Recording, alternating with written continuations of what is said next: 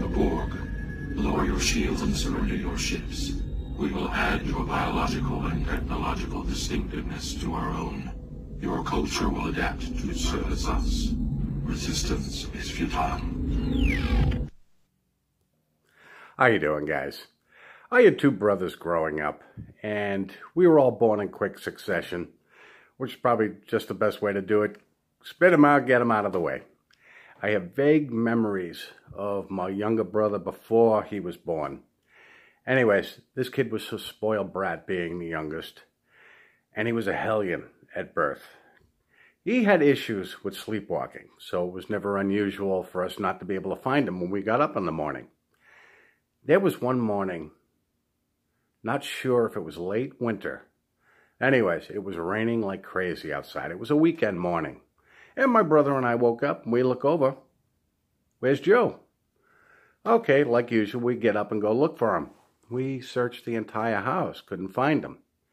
We went in my parents' room. Is Joe in here? And they're like, no, he's not in here. He's probably in the bedroom. I said, no, we just left there. He's not in there. Well, my parents got up. We all looked around the house.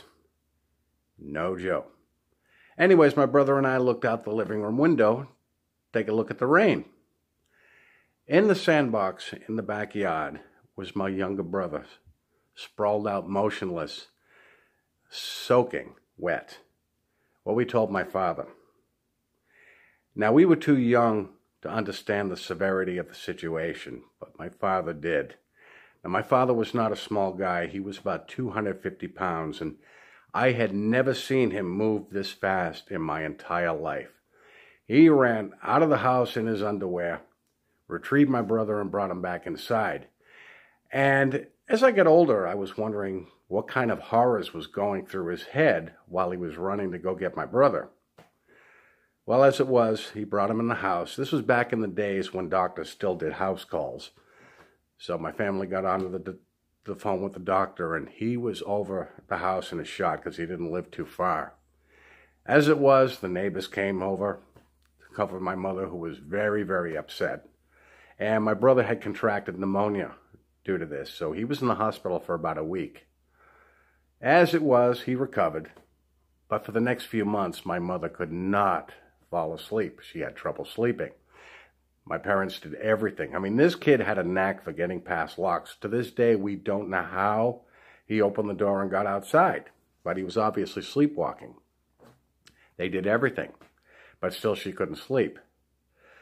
As he got older, obviously, we didn't have to worry so much about it. He got older, he learned things, he got a little bit more responsible. But still, this is one horror that every parent faces and dreads. We all know the scenario. You tell little kids, stay away from the street. You tell them, look both ways before you cross the street. But you've got a kid who's playing in the front yard, or a group of kids playing in the front yard with a ball. Ball goes rolling into the street. What's the first thing that happens? Let's face it, little kids are focused on playing. They're not thinking of the dangers around them. And at that age, they haven't really experienced it, so it's then totally unaware of it. The kid loses the ball into the street and goes running into the street to retrieve his ball. And we all know that scenario. And for any parent who's ever lost a child, and there are a few out there that have lost a child to traffic accidents, you know the horror of it. No parent should have to watch their kid die. It should be the other way around. Every parent expects that their kids are eventually going to bury them, but all in all, that doesn't always happen that way. But as kids grow up, they gain experience. They learn the dangers of everyday life and what to avoid. And it's not always a horrific situation. Sometimes it's just circumstances. But experience teaches them to be aware of your surroundings. Don't run across the railroad tracks if you see a train coming. Look both ways before you cross the street. Don't run with a pair of scissors in your hands. We've all heard it. It sounds childish, but as you get older, you understand these things. Sorry to say that when I was one of Jehovah's Witnesses, that grown-ass people weren't seeing the average dangers of everyday life. Basically because of the constant bombardment of Watchtower, there's a technical word for it, bullshit. Because of the constant bombardment of Watchtower bullshit of their perceived dangers of the world. See, Jehovah's Witnesses have this view on worldly dangers. I mean, totally Hollywoodized, to the point where they're looking out for something. And let's face it, everybody who's not one of Jehovah's Witnesses is a drug addict, alcoholic, sex maniac who rob you blind and stab you in the back. This is what all Jehovah's Witnesses think of people on the outside. And, of course, people who leave. This isn't the case. Jehovah's Witnesses like to think they're as innocent as doves and cautious as serpents. We all know now that no, not all Jehovah's Witnesses are as innocent as doves, and for the most part, they are not as cautious as serpents. I was out in service one time with 3 senior citizens. One of them was an elder, and it just amazed me how oblivious they were to the dangers around them. We had pulled out of the Kingdom Hall parking lot. Mind you, I was the only one under 70 in the car group. And the elder pulled out. Well, he had cut somebody off. Okay, he was totally unaware of it. Car drove up next to us. What's he do? Honks, flips us the bird. Well, he looks over. Oh, look, he's waving at us. And I said to him, he just gave you the Uncle Charlie. He's like, the what? You know, the icicle? And his wife says, he flipped you the bird, dear. Oh, totally unaware of it. We were out in service that day. Towards the end of the day, we were at the end of the territory. He pulls into the secluded driveway. I had a funny feeling about this. I am very cautious about pulling into somewhere where the exit is very difficult, but it was a long driveway, few secluded houses in the area.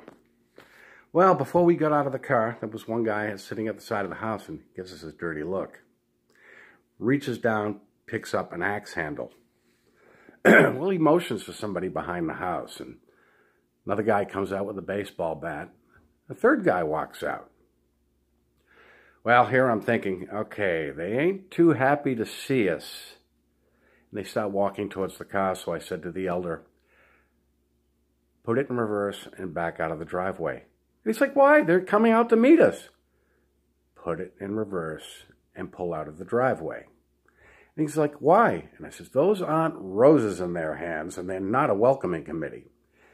I thought it was going to be a fight to get him to get the hell out of there, but he put it in reverse and he backs out slowly. Still, he could not understand the potential danger that we faced. Tried to explain it to him. I mean, how many guys do you know pick up axe handles and baseball bats to come meet you? But he says, but we have to witness to them. Yeah. Well, as was, he was a little upset with me for that, but he let it go. Next day, I'm driving into the meeting with one of the elders and his wife. He asked me about it. Apparently, it was brought up.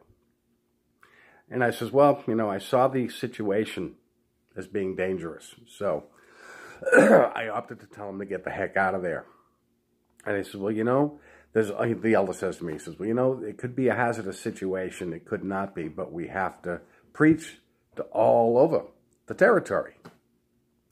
And I says, I would as soon just leave and live long enough to preach another day than be in that hazardous situation. As it was, he started arguing with me about it. And I says, I saw the situation was hazardous. I took charge and said, let's get out of here. He says, yes, but you weren't the elder in charge. And I says, you know, the situation was hazardous. I took charge and said, let's go.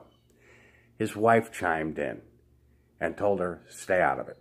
As it was, they couldn't understand it, but they could not see the danger of the situation. And it amazes me. They would tell you of all these perceived made-up dangers in the world, and yet when they're faced with it, they're totally oblivious to it. Anyways, guys, that's all I wanted to get out there. If any of you had a similar experience, I'd love to hear your thoughts on it. Anyways, guys, I'd like to thank my subscribers. If you come across this video, hit that notification button. That'll let you know that I'm out here, and I'll talk to you soon.